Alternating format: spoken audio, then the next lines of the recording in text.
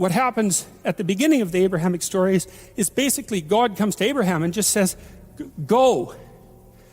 Get going, man. Do something. Get going. And you might think, well, where should I go? And God is somewhat vague about that. And where he sends Abraham, it's a real fixer-upper, man. It's like there's starvation there, and there's tyranny, and there's marital dissolution, and there's deceit. Like, it's just like where you live, It's exactly the same thing. It's tyranny and catastrophe. So that's the tyrannical great father, because Abraham ends up having to sojourn in Egypt, and there's a famine, and so Mother Nature is on the rampage, and Abraham lies about his wife, as we'll see. And so it's the world. It's tyranny and vulnerability and deceit. And yet God says, go, because if you do go, then you'll become a father of nations. And you think, well, again, that's pretty good news, although it's strange, because you'd expect that if God chose Abraham, then he'd send him immediately to the land of milk and honey. And that isn't what happens at all. It doesn't happen at all. And Abraham never gets there. But his mission is still regarded as divine. And thank God for that, because that's what your mission will be, because that's what you will encounter in your life. Those are the archetypal things everyone encounters. The tyranny of the social structure, and the rapaciousness of nature, and the deceitful quality of the human psyche. It's like, that's the world. Now, that's a negative view in some sense, but it's positive in the story, because what it basically says is something that's akin to the Sermon on the Mount, which is that if you're aligned with God, and you pay attention to the divine injunction, then you can operate in the midst of chaos and tyranny and deception and flourish. And you could hardly hope to have a better piece of news than that, given that that's exactly where you are. So, and I didn't see any of that in the Abrahamic stories to begin with, so it's been very interesting to have that sort of reveal itself.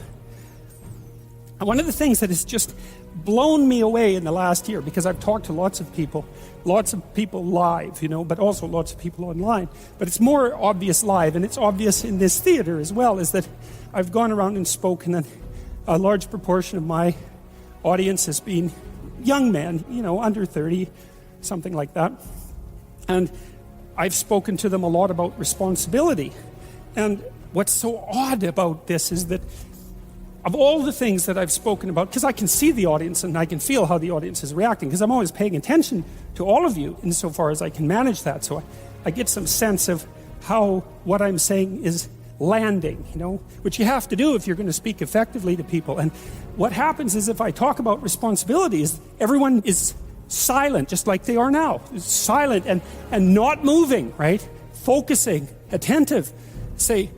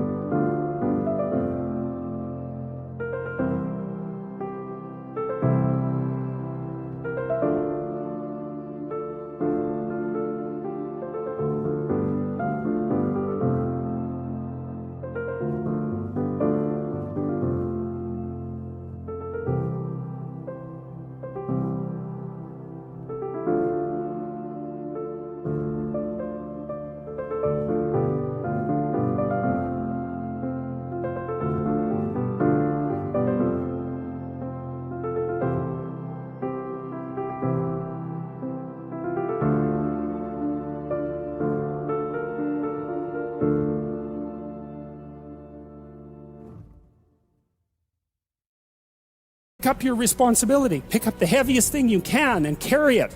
And the room goes quiet and everybody's eyes open. And I think, that always makes me break up. I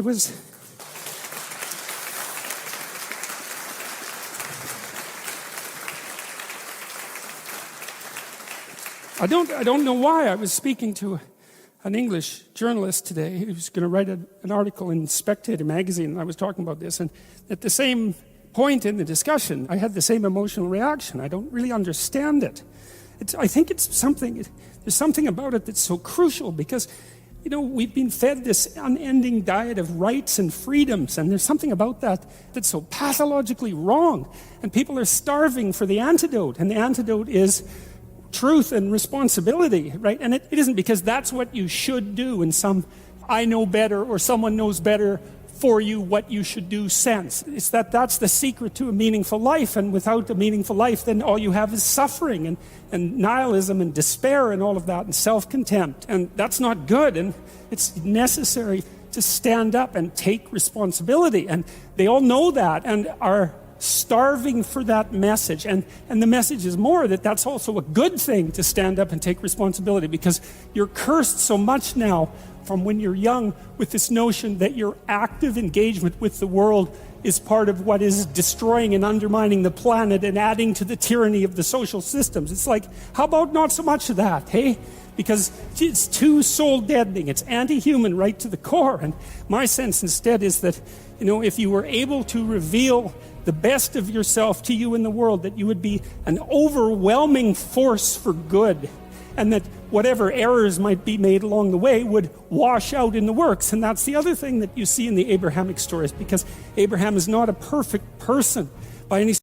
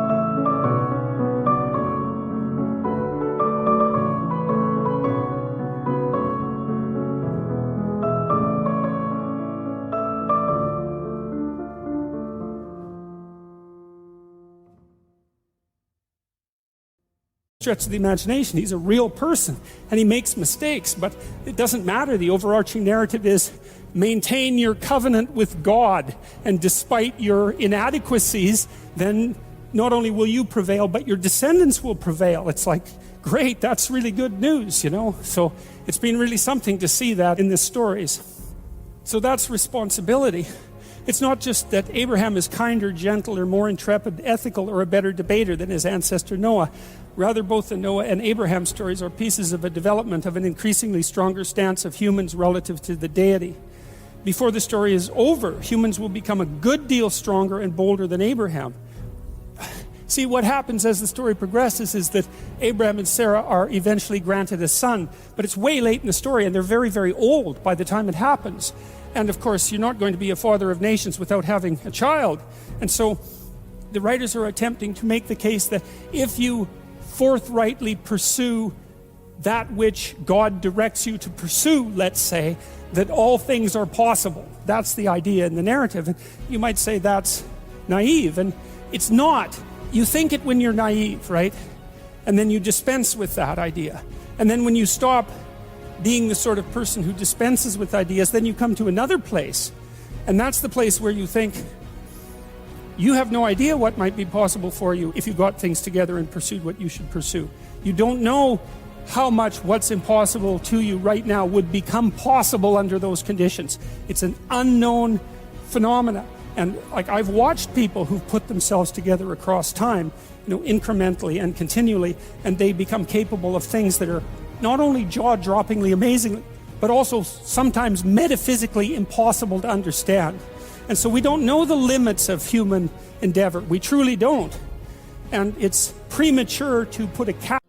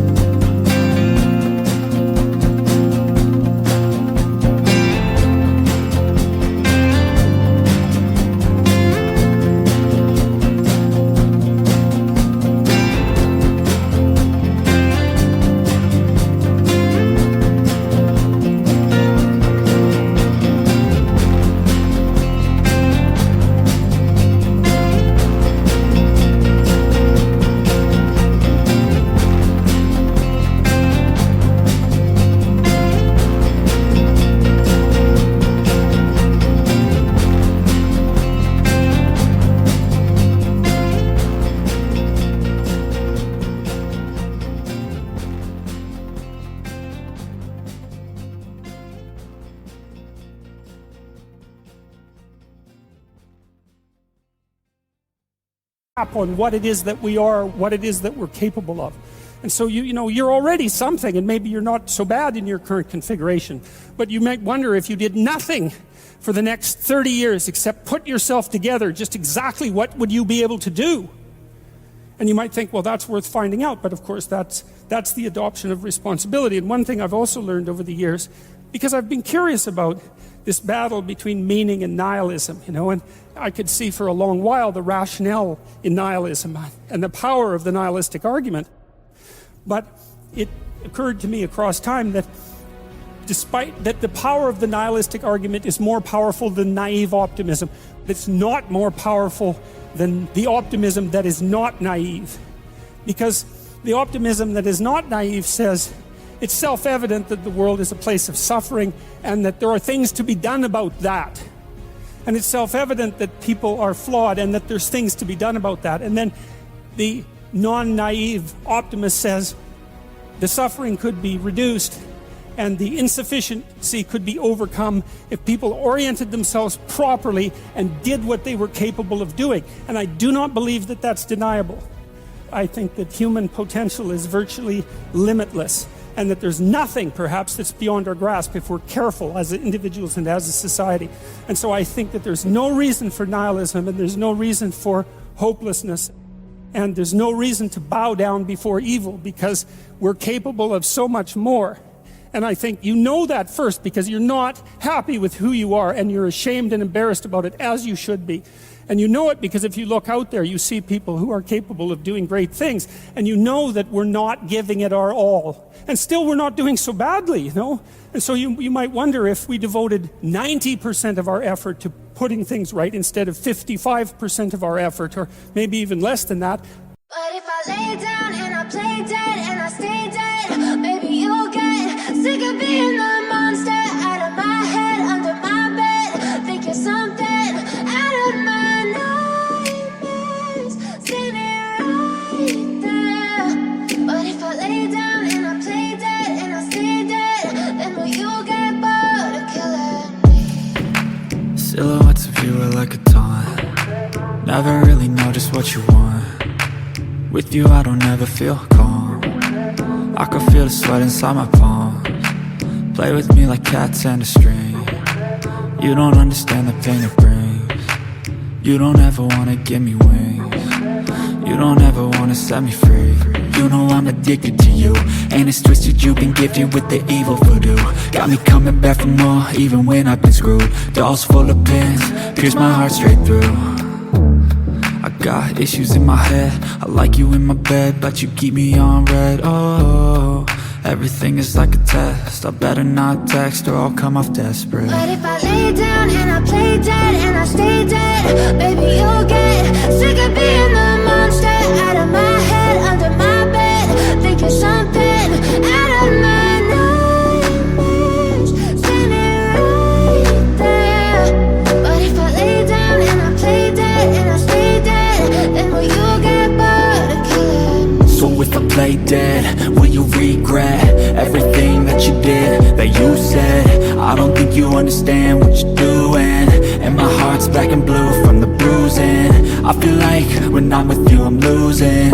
I feel like you think that this amusing, sitting there gaslighting and confusing. Was it me? Is it me? Am I deluded? I'm the one who's always sorry, the conclusion, even though I offer all of the solutions. I wish you loved me like I love you, it's stupid. When I'm alone with you I never feel lucid. I wish I wasn't struck by Cupid. I wish when I first saw you I knew this. When I'm with you I feel so useless, I feel diluted, my heart's been wounded. Silhouettes of you are like a taunt. Never really know just what you want. With you I don't ever feel calm. I can feel the sweat inside my palms. Play with me like cats and a string. You don't understand the pain it brings. You don't ever wanna give me wings. You don't ever wanna set me free. But if I lay down and I play dead and I stay dead, baby you'll get sick of being the monster out of my head, under my bed. Think you're something out of my nightmares, standing right there. But if I lay down